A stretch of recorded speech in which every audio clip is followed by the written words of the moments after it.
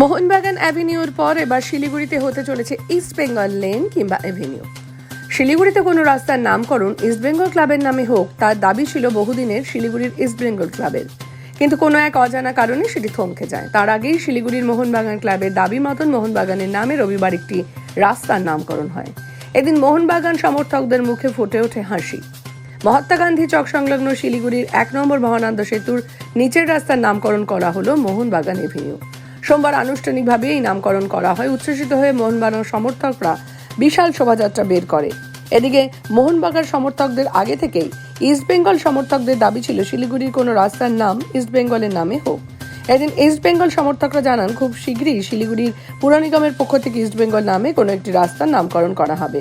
সমস্ত প্রক্রিয়াই সম্পন্ন হয়ে আছে। সেই দিনটির জন্য ইস্ট বেঙ্গল সমর্থকরা অধীর আগ্রহে অপেক্ষা করছে।